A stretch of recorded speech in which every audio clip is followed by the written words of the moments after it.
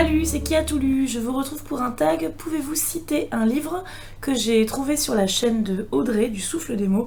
Je vous mettrai le lien vers sa vidéo en barre d'infos. Je suis désolée, il fait une chaleur incroyable, j'ai l'impression de ruisseler de partout. Donc il y a pas mal de questions, on va commencer. Première question, possédez-vous une série complète de plus de 3 tomes? Alors j'en ai beaucoup. Pour toutes les questions, j'ai à chaque fois plusieurs possibilités de réponse. J'ai essayé de vous prendre alors soit ce qui venait en premier, soit des choses dont on parle peu sur Booktube. J'ai choisi le guide du voyageur intergalactique, du guide du voyageur galactique, qu'on appelle aussi H2G2, donc de Douglas Adams. Donc Douglas Adams a écrit les 5 premiers tomes et Eowyn Colfer a écrit le 6e tome. Pour le moment, j'ai lu les 2 premiers. Donc ça se passe dans l'espace, c'est de l'humour anglais complètement loufoque. Ouais, ça se lit bien, c'est marrant. Deuxième question, possédez-vous un livre avec la tranche abîmée? Je vous ai sorti mon tome 1 du Trône de Fer. Voilà. Complètement, je pense que... Je sais pas... Je pense qu'on l'a prêté, que nous on a dû le lire 3 fois. Voilà, je sais pas... On dirait qu'on l'a mangé en fait. Voilà. Je sais pas si vous voyez bien. Ouais. Voilà, donc le Trône de Fer de George R.R. Martin, qu'on ne présente plus. Ça c'est le tome 1 chez... J'ai lu. Troisième question, possédez-vous un livre avec une préface? Alors pareil, j'en ai beaucoup, j'ai pris le premier que je trouvais. C'est Léo de Hurlevent de Émilie Brontë, chez le livre de poche. C'est un livre que j'avais acheté d'occasion. Et ma préface... voilà. C'est tout gribouillé, il y a trop de lumière en fait.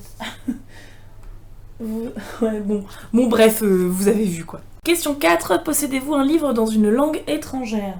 Bon, vous connaissez ma collection de livres en langue étrangère, mais j'ai pris un livre que j'ai lu. Donc c'est Gabriel García Márquez, Noticia de un secuestro. Donc ça c'est un éditeur espagnol, De Bolsillo, je ne connais pas trop. Donc c'est... Gabriel García Márquez était aussi journaliste. Et il a interviewé en fait des personnes qui avaient été en Colombie enlevées par les FARC, il me semble que c'est ça. Et voilà, il raconte leur enlèvement, les conditions de séquestration, un peu le syndrome de Stockholm, quoi, comment on s'attache à ses bourreaux, etc. Et ça m'avait beaucoup marqué, c'est vraiment très intéressant. Je le vois jamais nulle part ce livre, personne n'en parle jamais. Et moi, ça m'avait chamboulé. Question 5. Un livre que je ne lirai sans doute jamais. Alors, j'ai choisi une édition en 2 tomes. Alors, c'est Romantique allemand, tome 1 et tome 2. Voilà, je ne connais pas les 3/4 des auteurs qui sont dedans. J'ai un frère qui adore m'offrir des livres un peu obscurs. Et je crois qu'il a compris dernièrement parce que maintenant il m'offre de l'alcool. Voilà, là, mon anniversaire, il m'a offert une bouteille de champagne. Je crois qu'il a décidé d'arrêter de m'offrir des livres. Mais oui, non, ça, à mon avis, je... Question 6. Un livre que j'ai détesté. Alors, L'étoile flamboyante de Nicolas Bouchard aux éditions Nemos Icare. Je crois que j'en parle dans la toute première ou la 2e vidéo de la chaîne. Si jamais vous voulez aller voir mon avis sur ce livre, allez-y, moi j'essaie de ne pas me souvenir de ce qu'il y a dedans. Question 7, un livre avec plus de 3 feuilles vierges à la fin. C'est le cas de Comment parler des livres que l'on n'a pas lus de Pierre Bayard aux éditions de Minuit. Si vous n'avez jamais lu de livre de Pierre Bayard, il faut absolument que vous vous jetiez sur celui-là. C'est à mourir de rire, mais en même temps, c'est tellement intelligent, tellement bien écrit. Si vous travaillez dans le monde des livres comme moi, c'est un livre à lire absolument. Question 8, un livre que j'ai lu plusieurs fois, Les Oubliés de Vulcain de Daniel Martinigol chez le livre de poche. Je vous en ai déjà parlé plusieurs fois. C'est le premier roman de science-fiction que j'ai lu, c'était à mon programme en 5e. Notre prof de français nous faisait lire ça. Et j'avais adoré, ça m'avait fait découvrir la SF. Ça avait un peu ouvert mes perspectives de lecture et ouais, je l'ai lu peut-être 5 ou 6 fois, j'adore ce livre. Question 9, un livre avec une couverture argentée. Alors je vous ai sorti Voilà, là vous le voyez. Je vous ai sorti Souriez, vous êtes géré. C'est aux éditions... Il n'y a rien écrit en fait. C'est aux éditions La Volte. Voilà, donc ceux qui nous veulent du bien. 17 mauvaises nouvelles d'un futur bien géré. Et donc c'est des nouvelles, donc 17 nouvelles. Et il me semble que c'est donc à chaque fois des nouvelles un peu futuristes, mais qui nous font réfléchir sur notre société. Par exemple, si on commence pas à s'occuper de l'écologie, comment va finir le monde, des choses comme ça. Question 10, un livre sans remerciement. Alors je vous ai sorti Psychose de Robert Bloch aux éditions Maison Rouge. Donc c'est le livre qui a inspiré le film d'Alfred Hitchcock avec la fameuse scène de la douche. Question 11, un livre avec une découpe de couverture qui sort de l'ordinaire. Je vous ai sorti Les Outrepasseurs, voilà. Avec cette petite couverture, Les Outrepasseurs de Cindy Van Wilder aux éditions Gulfstream qu'on ne présente plus je crois. Question 12, un livre qui a toujours un bandeau nouveauté ou vient de sortir au cinéma. L'Idiot de Dostoïevski, voilà, avec le film est sorti le 15 avril mais on ne sait pas de quelle année. Avec, vous voyez les acteurs. Voilà. Comme j'ai toujours pas lu le livre, c'est pour ça que le bandeau y est encore.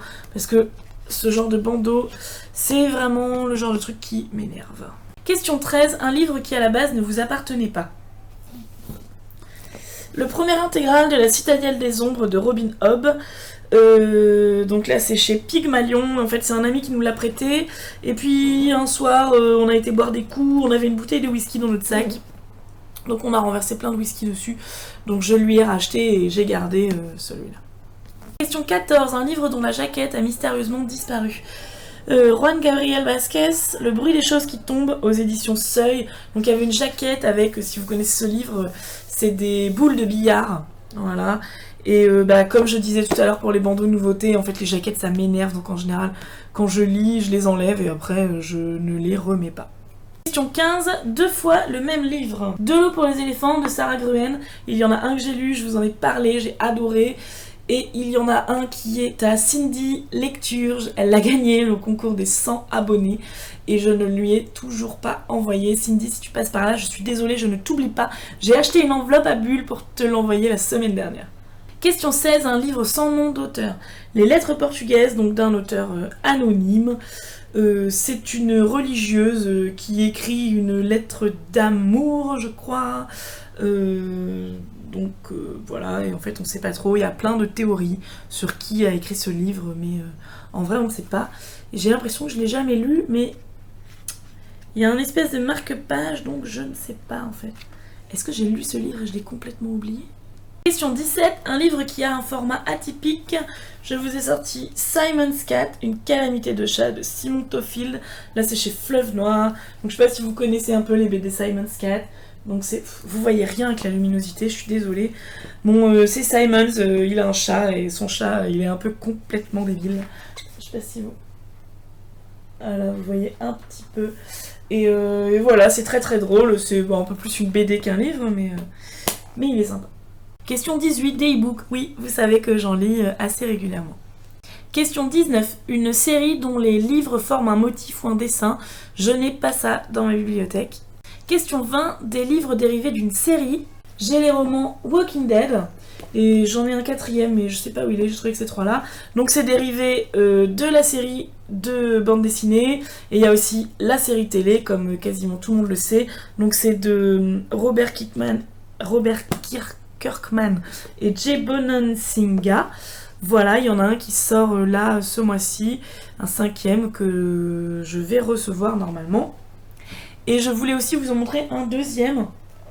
Celui-là, il est dérivé d'une série télé. Si vous connaissez la série Californication avec David Duchovny, celui qui joue dans X-Files aussi. Donc il joue le personnage de Hank Moody, qui est un auteur dans la série télé. Et en fait, il y a quelqu'un, je ne sais plus comment il s'appelle, Jonathan Grottenstein, qui a décidé d'écrire le roman... qui est dans la série en fait, parce que dans la série télé on ne sait pas du tout de quoi parle le roman de Hank Moody, etc.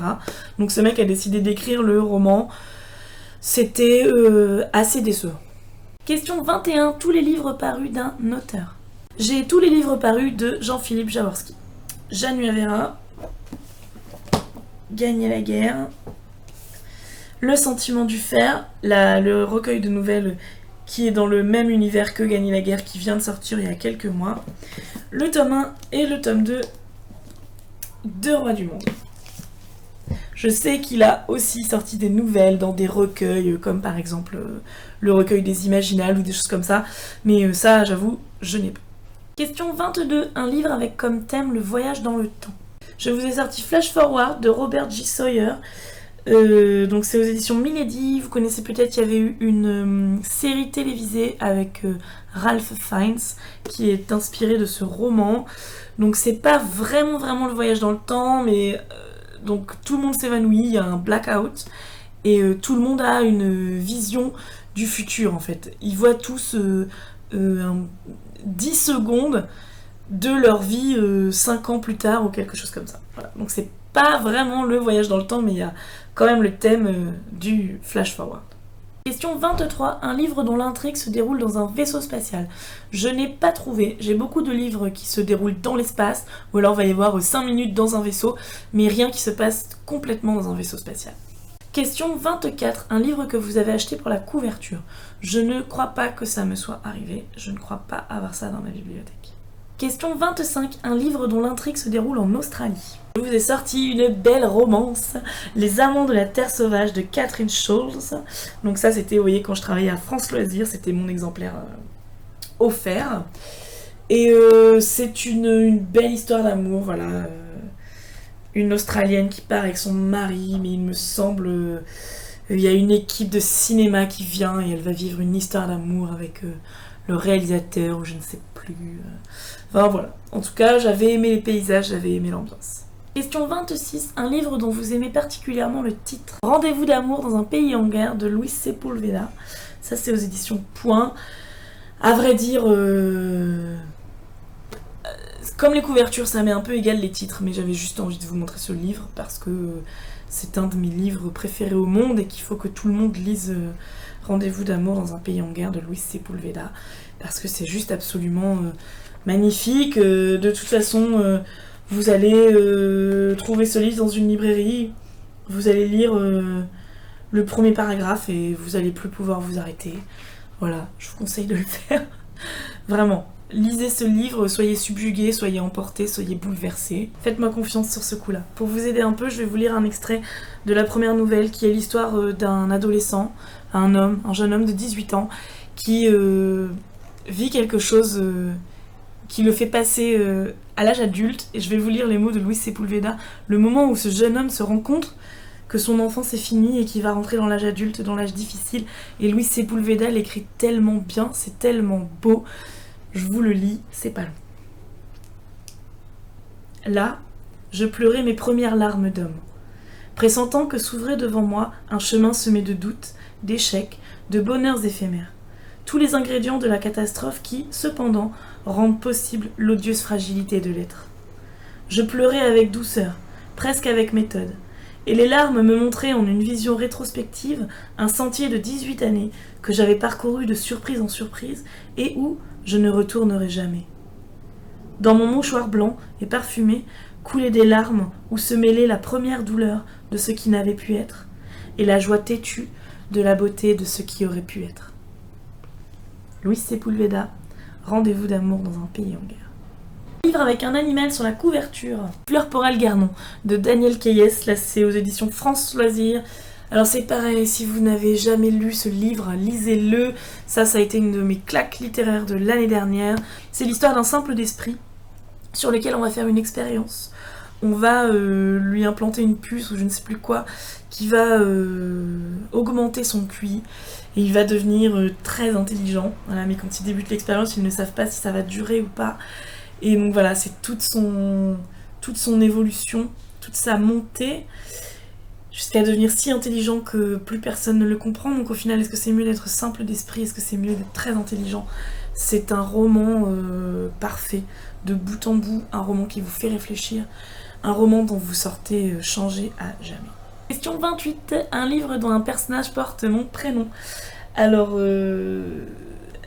Elle a pas vraiment mon prénom en fait, donc le livre s'appelle Les Tétins de Sainte Agathe, c'est de Giuseppina Torregrossa, c'est une italienne, et bon, si en fait elle s'appelle Agatha et Agatina, voilà, Agatha la grand-mère, Agatina la petite fille, c'est pas vraiment mon prénom mais presque, et donc Les Tétins de Sainte Agathe c'est une pâtisserie en fait. Parce que voilà, dans ce livre, c'est un livre sur les femmes, un livre sur les femmes fortes, les femmes indépendantes, un livre sur les histoires d'amour belles comme tristes, un livre sur les hommes violents comme les hommes qui aiment les femmes. C'est un très très beau livre qui m'avait chamboulé aussi. Et ouais, c'est très bien écrit, c'est très beau. Question 29, un roman de zombies. Je vous ai sorti Enemy, le tome 1 de Charlie Higson chez Pocket Jeunesse. Donc on suit un groupe d'enfants, en fait tous les adultes sont devenus des zombies, sauf les enfants, et j'avais été très agréablement surprise après avoir lu ce livre, ça m'avait vraiment beaucoup plu, je l'ai trouvé très bien écrit, et j'ai toujours pas lu la suite, mais je suis pressée de le faire. Et enfin la dernière question, la question 30, un roman qui n'est pas dans votre bibliothèque parce que vous l'avez prêté. J'en ai des tonnes de romans que j'ai prêtés, donc je sais pas, par exemple j'ai prêté tous mes Trônes de Fer. Voilà. Sauf, je vous ai montré le tome 1, mais c'est parce que j'avais déjà prêté les tomes 1 à 5, donc j'ai prêté genre du tome 6 au tome 18, voilà. Tous mes Trônes de Fer sont dans la nature. Voilà, c'est tout pour ce tag, j'espère que je vous ai fait découvrir certains nouveaux livres dont je parle quasiment jamais. J'espère que ça vous a plu, n'hésitez pas à le reprendre. Et voilà, je vous dis à bientôt, je fais des chauds doudous.